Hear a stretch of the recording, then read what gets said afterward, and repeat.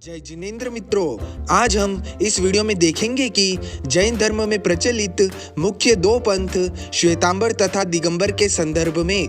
मित्रों, यदि आपको पता है कि इन दोनों पंथों में क्या क्या अंतर है तो भी इस वीडियो को पूरा अंत तक देखिए, क्योंकि कुछ ऐसे बिंदु भी हैं जो आपको नहीं पता होंगे।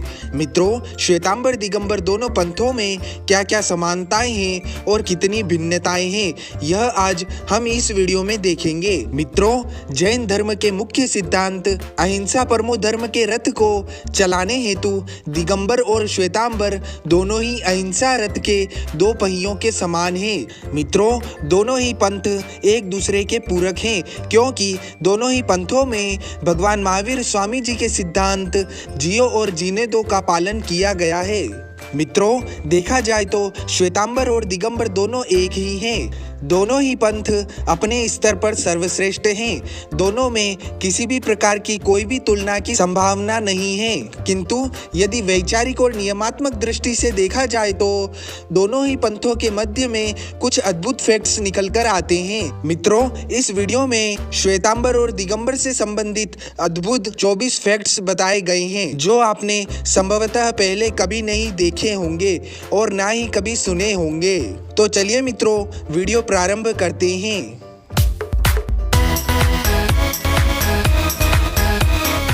मित्रों, श्वेतांबर और दिगंबर दोनों ही जैन धर्म की मुख्य शाखा है। दोनों ही पंथ जिनेंद्र प्रभु की वाणी द्वारा बताए गए मोक्ष मार्ग एवं आत्म कल्याण के मार्ग पर चलते हैं। मित्रों, श्वेतांबर और दिगंबर पहले दोनों पंथ एक ही थे। Fact number 2।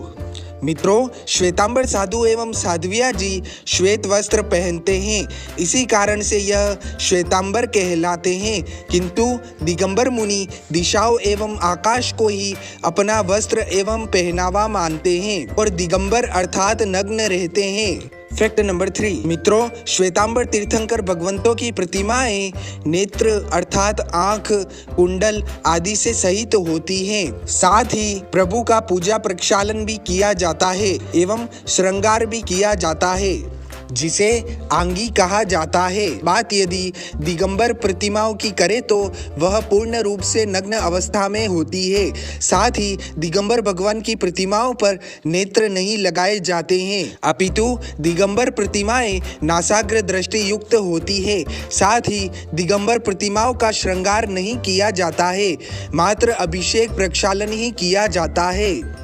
Fact number 4। मित्रों, श्वेतांबर पंथ एक विशाल जैन पंथ है जो कई भागों में सम्मिलित है, जैसे देरावासी अथवा मंदिर मार्गी।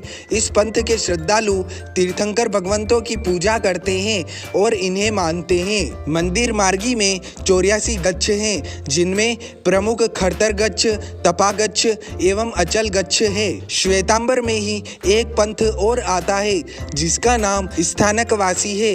यह मूर्ति पूजा नहीं करते हैं, यह मात्र साधु संतों को ही पूजते हैं और तीर्थंकर भगवान के सिद्धांतों पर चलते हैं एवं सुविधानुसार 32 आगम ग्रंथों को ही प्रमाण मानते हैं। स्थानकवासी के भी दो भाग हैं, 22 पंथी और 13 पंथी। इनमें भी अनेकों गच्छ एवं संप्रदाय होते हैं। मित्रों, अब देख लेते हैं दिगंबर पंथ के बारे में।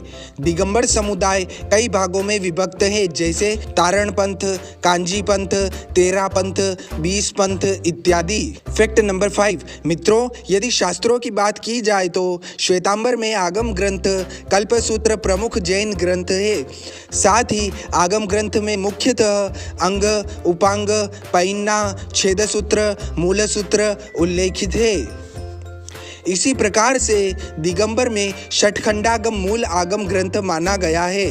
आचार्य कुंद द्वारा विरचित ग्रंथ समयसार, प्रवचनसार, रत्नकरंड, श्रावकाचार, पुरुषार्थ सिद्धि उपाय, आदि पुराण, इष्टोपदेश, आप्तमीमांसा, मूलाचार, द्रव्य संग्रह, गोमटसार इत्यादि। Fact number 6। श्वेतांबर परंपरा के अनुसार स्त्रियां मुक्त हो सकती है, अर्थात माताएं बहनें भी मोक्ष में जा सकती है। किंतु दिगंबर परंपरा के अनुसार स्त्रियां मुक्त नहीं हो सकती है।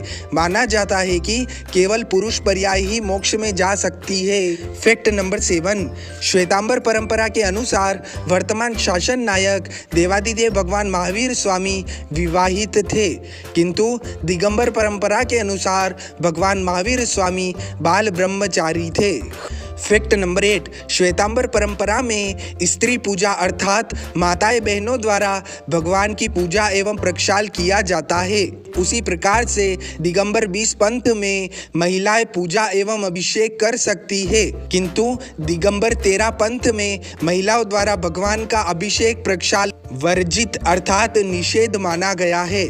फैक्ट नंबर 9, मित्रों अब देख लेते हैं कि श्वेतांबर और दिगंबर मुनियों की आहारचर्या अर्थात भोजन विधि कैसी होती है। श्वेतांबर पंथ के साधु भगवंत श्रावक अथवा धर्म प्रेमी बंधुओं के घरों से मर्यादित उबला हुआ जल अथवा धोवन पानी एवं शुद्ध भोजन अपने पात्रा में लाते हैं और उपाश्रय में लाकर ग्रहण करते हैं, जिसे गोचरी कहा जाता है। मित्रों गोचरी के भी कई प्रकार के नियम होते हैं।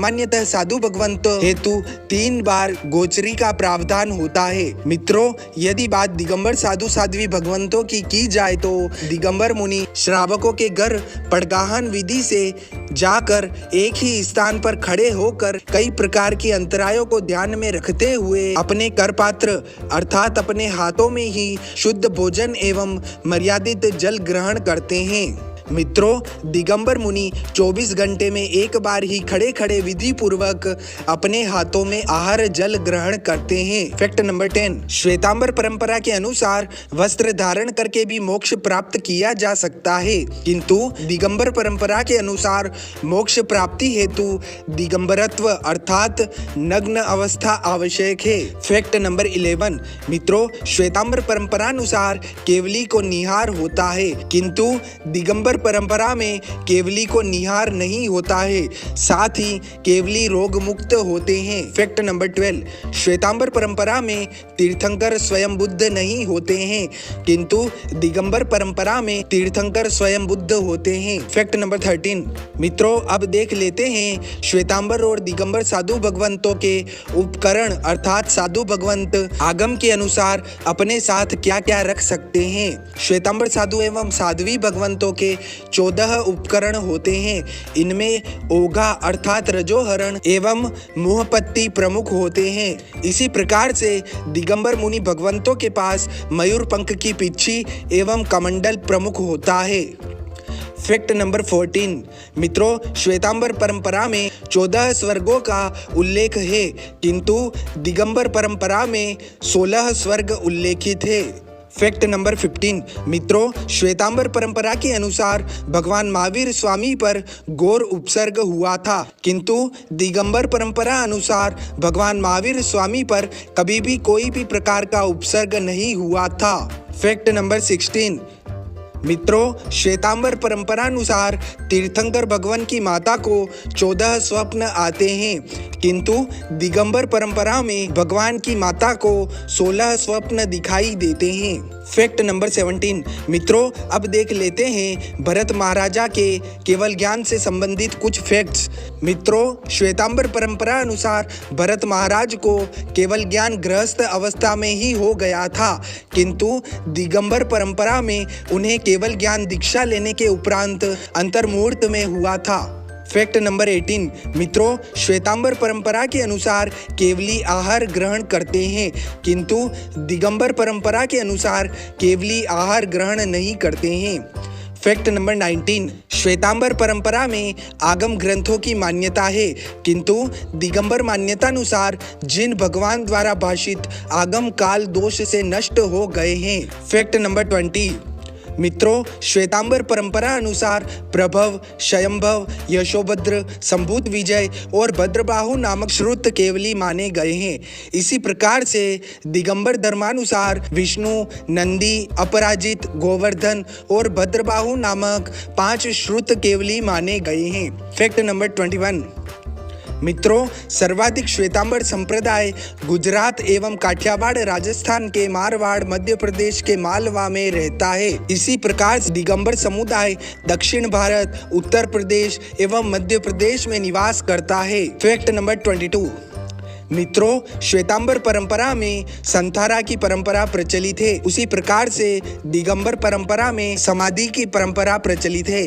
फैक्ट नंबर 23, श्वेतांबर साधु एवं साध्वी भगवंत वाहन अर्थात मोटर गाड़ी का उपयोग नहीं करते हैं, किंतु यदि चलने में सक्षम नहीं है तो गुरु की आज्ञा से व्हील चेयर का उपयोग कर सकते हैं। उसी प्रकार से दिगंबर मुनि भगवंतों का भी वाहन का त्याग होता है, वह कभी भी मोटर गाड़ी में नहीं बैठते हैं, साथ ही व्हील चेयर का उपयोग भी ना के बराबर करते हैं अथवा किसी विशेष परिस्थितियों में ही गुरु की आज्ञा से करते हैं। फैक्ट नंबर 24, श्वेतांबर संप्रदाय की मान्यताओं के अनुसार भगवान महावीर स्वामी के निर्वाण के लगभग 609 वर्ष पश्चात ईस्वी सन 83 में रथवीपुर में शिव भूति द्वारा बौटिक मत अर्थात दिगंबर धर्म की स्थापना हुई थी।